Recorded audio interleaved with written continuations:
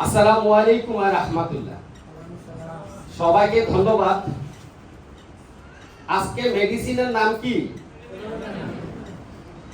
আমি যদি বলি একটু ভিন্নভাবে অ্যালুমিনাকে চিনার জন্য,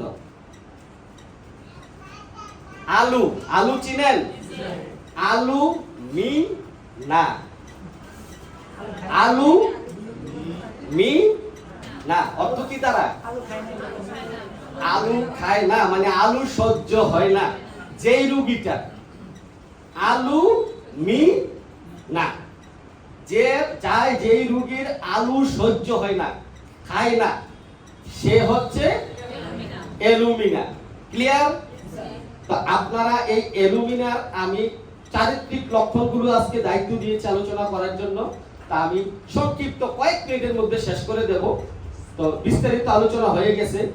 তো অ্যালুমিনার উপযোগিতা: রোগা পাতলা, শুকিয়ে গেছে, ময়লা রং, অথচ নম্র ও প্রফুল্ল, শুচিপ্রায়গ্রস্ত, যাদের শুকনো দাউদের মতো চুলকানি যুক্ত উদ্বেগ বের হয় বা শীতে বাড়ে, বিছানার গরম হয়ে উঠলে অসহ্য চুলকায়, চুলকিয়ে রক্ত বের করে ফেলে, তারপর ব্যথা, এই রকম ব্যক্তির পক্ষে এই ওষুধটি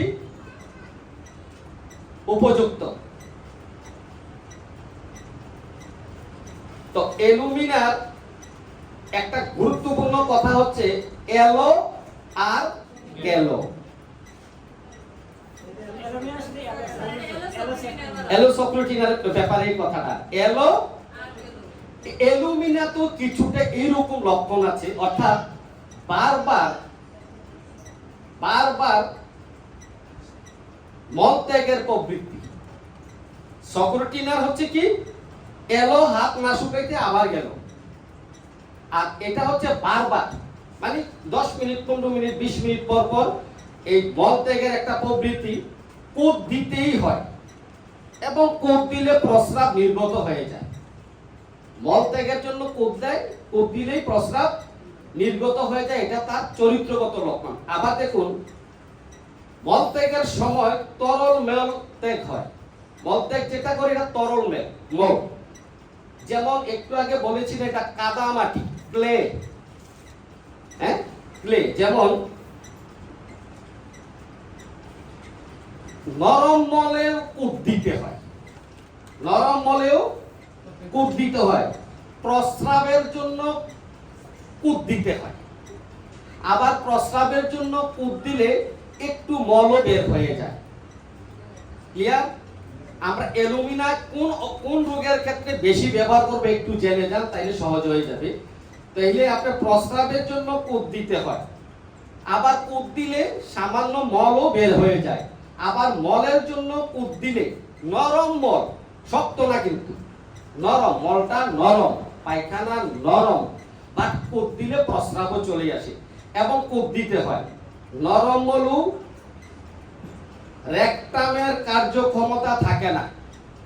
এই অ্যালুমিনা রোগীর রেকটাম মানে মলদ্বারের কি থাকে না, কার্যক্ষমতা খুব কম, যার কারণে অনেক বেশি কূপ দিতে হয়। যেমন দেখুন, মলাশয়, মলাশয় বুঝুন তো, যেখানে মলটা জড়ো হয়। তো এই মলাশয়ে প্রচুর মল সঞ্চিত না হলে পায়খানার ব্যাগ হয় না।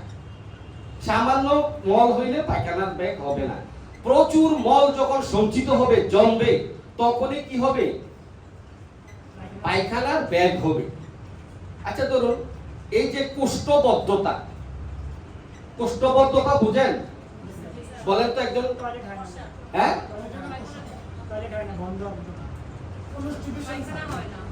জি না, জি না। একটা হলো কোষ্ঠকাঠিন্য।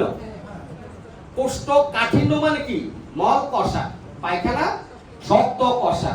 আর কোষ্ঠবদ্ধতা হলো একটু আগে বলে গেছি, অর্থাৎ পায়খানা নরম কিন্তু কূপ দিতে হয়, বের হয় না সহজ, এটাকে বলা হয় কোষ্ঠবদ্ধতা। আর কোষ্ঠকাঠিন্য হলো পায়খানা কঠিন। দুধের বাচ্চাদের কৃত্রিম খাদ্য যারা খায়, দুধের বাচ্চাদের কৃত্রিম খাদ্য যারা খায় যেসব বাচ্চা বোতলের ঔষধ খায়, আচ্ছা না, পালক নিয়েছে, দত্তক নিয়েছে, এখন তাকে কি ওই মায়ের কি বুকের দুধ আছে? তাহলে ওই মা কি খাওয়াইতে হবে? আলগা দুধ, আলগা খাবার। হ্যাঁ, তাইলে যেই সব বাচ্চারা বোতলের দুধ খায় ও বৃদ্ধদের গর্ভাবস্থায় মায়েদের কুষ্ঠবদ্ধতা, মানে বয়স্ক নারীদের যখন সে প্রেগন্যান্সি হয় তখন কুষ্ঠবদ্ধতা, অন্ত্রে যথেষ্ট মল না জমলে মল ত্যাগের ইচ্ছা হয় না, মল ত্যাগ করতেও পারে না, অত্যন্ত কুথানি দিতে হয়, কূপ দিতে হয়, পায়খানায় বসার জায়গায় আঁকড়ে ধরে কুটতে থাকি। মনোযোগ দিয়ে থাকবেন। এমনি একটা কিছু একটা সামনে থাকে না, সেটারে শক্ত করে ধরে, মানে অনেক করে চোখ অনেক সময় কি হয়ে যায়, চোখ লাল হয়ে যায়, মানে সে তো কূপ দিতে হয়। সামনে একটা কিছুতে শক্ত করে ধরে, আঁকড়ে ধরে এমন কূপ দিতে হয়। এই যে কূপ দিলে অত্যন্ত কুথানির কারণে এরপরে মল ত্যাগ হয়। মল অনেক সময় শক্ত হয়, গুটলে হয়, গিটগিটে হয়, ছাগলের লেদির মতো গুটলে গুটলে হয়, মার্বেলের মতো হয়, এবং সাথে আম জড়ানো থাকে, বিজলা বিজলা বিজলা বা আম মিউকাস জড়ানো থাকে, দেখতে লরেল ফুলের মতো বা নরম কাদা মাটির মতো। একটু আগে বলছিল না কাদা মাটি, দেখবেন এই যে মলদ্বারে এই কাদা মাটি যে এবং জড়িয়ে যায়, কাদা লাগলে হাত থেকে ছুটতে চায় না বা এটা ছুটে না, লেগে থাকে। ঠিক এই কথাটা মনে রাখেন, অ্যালুমিনা রোগীর যখন মলত্যাগ করে তার মলদ্বারে এই মলটা কাদার মতো জড়িয়ে থাকে, এটা কি বের হয় না, লেগে থাকে। তো অ্যালুমিনা রোগীদের একটা চরিত্রগত লক্ষণ হলো তাদের খিদাটা অস্বাভাবিক, তারা বিভিন্ন অখাদ্য কুখাদ্য খায়। কিরকম কি খাদ্য খায়? যেমন শ্বেত শাক এরা পছন্দ, খড়িমাটি, কয়লা, কয়লা চিনেন? এই কয়লা, লবঙ্গ, কপি বা চায়ের গুরু বুঝেন? চা পাতার গুরু, হ্যাঁ, এই চা পাতার গুরু সে পছন্দ করে। চা পাতার গুরু, অম্ল বা অপ্রাচ্য খাদ্যদ্রব্য, চাউল খেতে, কাঁচা চাউল খেতে অ্যালুমিনা রোগী খুব ভালোবাসে। আগেরকার দিনে আমরা দেখেছি অনেক মহিলা হাঁটতে হাঁটতে মানে কাজ করতে কাঁচা চাউল চাবাইতো, এখন হয়তো এই প্রবৃত্তিটা নেই। আমরা অনেক ছোটকালে দেখেছি সে এখন কাঁচা চাউল পছন্দ করে, ভালোবাসে। তো এই যে ভিনেগার, মদ, লবণ, গোলমরিচ খাওয়ার পরে, এই চারটা দ্রব্য খাওয়ার পরে এরা কাশতে থাকে, ঠিক আছে? তো আরেকটা জিনিস হচ্ছে এই অপ্রাচ্য বা এই যে এই অ্যালুমিনা রোগী, এই যে দেখুন এই যে বিল্ডিংটার যদি পুরনো হইয়া যায়, এটাতে কি আসে? গুড়ি গুড়ি বের হয় না? এইভাবে খোসাইলে এগুলোতে গুড়ি গুড়ি জমে থাকে না? বাচ্চারা এগুলো খেতে পছন্দ করে। আমি অনেকগুলো রোগী দেখেছি, আয়সা বলে কি ডাক্তার সাহেব ওই যে উনি জানালার পাশে অনেক পুরনো বিল্ডিং তো গুড়ি গুড়ি হয়ে আছে, এই যে সিমেন্ট গুলো উঠে আসে, সুপে সুপেকে দেখলে মুখ বন্ধ করে ফেলে। তা এইসব রোগীদেরকে আমরা কি দেব? অ্যালুমিনা দেব, অন্যান্য লক্ষণ মিলিয়ে। যাই হোক, চোখ না মেলে হাঁটতে পারে না। আচ্ছা, চোখ মেলেই তো হাঁটবে, এটাই স্বাভাবিক কথা। দিনের বেলায়ও এরা চোখ না মেলে হাঁটতে। আচ্ছা, দিনের বেলায় চোখ বন্ধ করে অন্তত আমি 5 হাত 10 হাত দূরে যাইতে পারবো। আমি চোখ খোলা রাখলাম, এই যে পিলারটা পর্যন্ত একটা হিসাব আছে না, এই পর্যন্ত তো যেতে পারবো। কিন্তু অ্যালুমিনা রোগী এটা পিকুলিয়ার লক্ষণ। অ্যালুমিনা রোগী চোখ দিনের বেলাও চোখ বন্ধ করে এক কদমও হাঁটতে পারে না। চোখ বন্ধ করলে পরে টলমল করে পড়ে যায়। যদি সে চোখটা বন্ধ করে এগেতেছে, সে পড়ে যায়, টলমল করা স্থির থাকতে পারে না, মনে হয় যেন সে পড়ে যাবে। তো অ্যালুমিনা চুলকানির একটা তথ্য দেই। চুলকাইয়া রক্ত বের না হওয়া পর্যন্ত চুলকানি থামে না।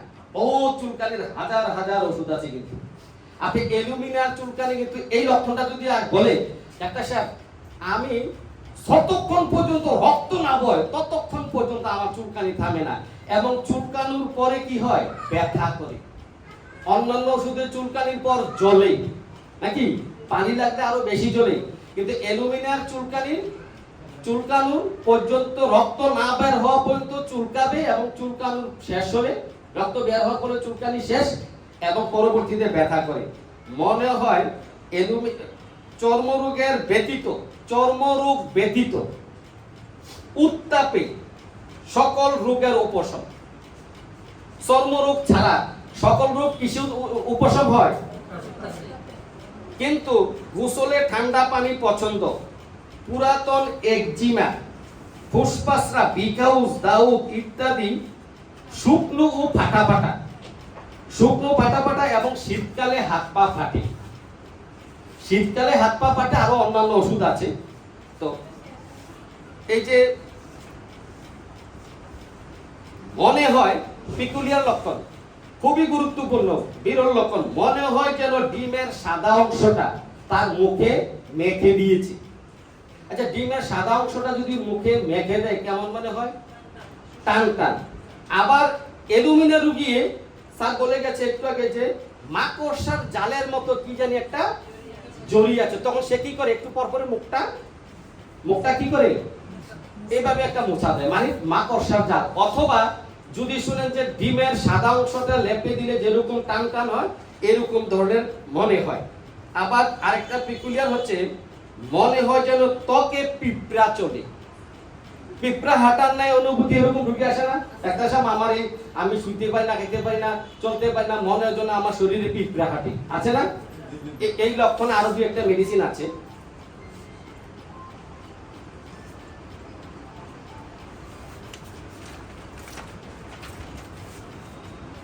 অ্যালুমিনিয়াম শ্বেতপ্রদরটা কি হেজে যায়, ক্ষত হয়ে যায়, ও প্রচুর হয়, গোড়ালি অবধি গড়িয়ে আসে। গোড়ালি পর্যন্ত, পায়ের গোড়ালি পর্যন্ত এই শ্বেতপ্রদরটা গড়িয়ে আসে। কখন মনে রাখতে হবে এই কথাটা, কখন, দিনের বেলায় এই লক্ষণটা পেলি শ্বেতস্রাব, সাদা প্রদর যখন গোড়ালি অবধি গড়িয়ে আসে দিনের বেলায়। ওষুধ কি, অ্যালুমিনিয়াম। ক্লিয়ার, মনে থাকবে। সাদা স্রাবের রোগী তো অহরই, আপনি 80% রোগী পাবেন কি শ্বেতপ্রদরে নাকি। তো তার শ্বেতপ্রদরটা হচ্ছে গোড়ালি পর্যন্ত গড়িয়ে আসে দিনের বেলায়। আর যদি রাতের বেলায় হয়, মনে রাখেন, দিনের বেলায় হলে অ্যালুমিনিয়াম, রাতের বেলায় হলে সিফিলিনাম। মনে রাখবেন, রাতের বেলায় যদি গড়িয়ে আসে। আর একটা লক্ষণ আছে, যদি গোসলের পর, যদি গোসল করার পর, গোসল করে বের হওয়ার পর গরম পানির মতো সাদা স্রাব, এই গরম পানির মতো সাদা স্রাব এই রান বেয়ে নিচ পর্যন্ত পড়ে, ওষুধ কি জানেন? Very good, borax. ওষুধ হচ্ছে বোরাক্স। এই তিনটা লক্ষণ মনে রাখবেন সাদা স্রাবের। দিনের বেলায় সাদা স্রাব গোড়ালি পর্যন্ত গড়িয়ে পড়ে অ্যালুমিনিয়াম, রাতের বেলায় হলে সিফিলিনাম, আর গোসলের পর হলে বোরাক্স। ঋতুস্রাবের পরে মানসিক ও শারীরিক ভাবে অবসন্ন হয়ে পড়ে। ঋতুস্রাবের পরে এমন হয় যে এরা কথা বলতেও কষ্ট হয়, পক্ষাঘাত সদৃশ দুর্বলতা, মনে হয় যেন তার শরীরটা প্যারালাইসিস হয়ে গেছে, এতটা দুর্বল লাগে। কখন? ঋতুস্রাবের পরে। যাহারা চিররোগে ভোগে সেই ক্ষেত্রে উপযোগী। চিররোগের একুনাইট বলা হয় এই অ্যালুমিনাকে। আত্মহত্যার প্রবৃত্তি, রক্ত বা ছুরি দেখলে রোগী নিজে আত্মহত্যার প্রবৃত্তি করে। রোগী বলতে এখানে বুঝেছে কে জানেন?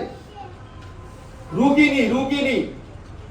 এখানে পুরুষের কথা কিন্তু বলে নাই, বলছে আত্মহত্যার প্রবৃত্তি, রক্ত বা ছুরি দেখলে রোগিনী নিজের আত্মহত্যার প্রবৃত্তি জেগে ওঠে, হত্যা করতে চায় ছুরি বা বন্দুক দেখলে, কিন্তু উহাতে ভয় হয়, রক্ত বা ছুরির দিকে তাকাতেও পারে না, এরা এতটা ভয় পায়। বুদ্ধিবৃত্তির অভাব, এত বুদ্ধিবৃত্তির অভাব ও এত গোলমাল, যে বুদ্ধির মধ্যে যে এত গোলমাল, প্রকৃতকেও সে অপ্রকৃত মনে করে। ওই যে স্যার বলে গেছে এটা চীনা রাস্তা, তার কাছে কি মনে হয়? আরে ভাই আজকে 20 বছর রাস্তা চলি, দেরি একবার নাকি দুইবার আসা যাওয়া, এখন সে হঠাৎ করে কি হয় এই যে প্রকৃত চীনাটাকেও অপ্রকৃত মনে হয়। লিখতে বলতে ভুল করে এবং যা বলিতে চায় নাই, এলুমিনারু কি যা বলতে চায় নাই এমন কথাও সে বলিয়া ফেলে। স্মরণ শক্তি অত্যন্ত ক্ষীণ এবং হীন। এই হচ্ছে আজকের এলুমিনা। সকলকে ধন্যবাদ আমাকে আজকের এই এলুমিনা সম্পর্কে আলোচনা করার সুযোগ দেওয়ার জন্য। আসসালামু আলাইকুম ওয়া রাহমাতুল্লাহ।